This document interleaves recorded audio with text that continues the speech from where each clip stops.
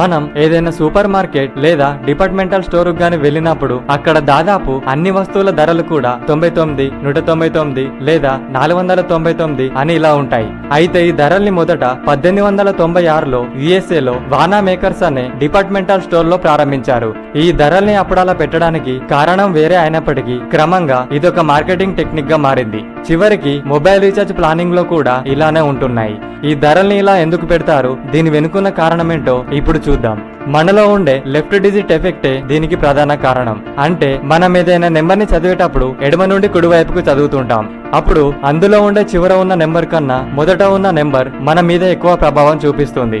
ఉదాహరణకు ఒక 500 రూపాయల వస్తువును 499 రూపాయలుగా పెట్టినప్పుడు ఇక్కడ తగ్గింది కేవలం 1 రూపాయి అయినప్పటికీ అప్పుడు మనం ఆ వస్తువును 500లో కాకుండా 400లోనే కొన్నట్టుగా అనుకుంటుంటాం. ఇదొక రకమైన ఇల్యూజిలేషన్.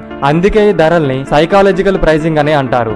దాంతో ఆ వస్తువు ధర తక్కువగా ఉందనుకొని ఎక్కువ మంది ఆ వస్తువును కొనడానికి, అలాగే తక్కువ సమయంలో ఎక్కువ అమ్మకాలు జరగడానికి, అలా మనం కొనాల్సిన వస్తువుల కన్నా ఇంకా ఎక్కువ వస్తువులు కొనేలా కస్టమర్స్ ని అట్రాక్ట్ చేసేలా ఇలాంటి ధరల్ని పెడుతుంటారు.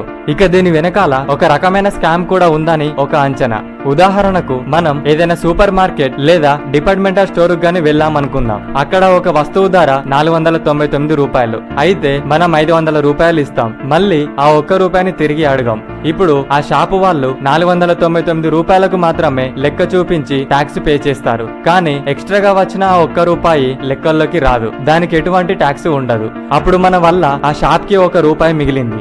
ఇలా ఆ షాప్ కి రోజుకి 1000 మంది వచ్చారనుకుంటే ఒక రోజుకు 1000 రూపాయలు అంటే నెలకు 30,000, సంవత్సరానికి 3,60,000 రూపాయలు.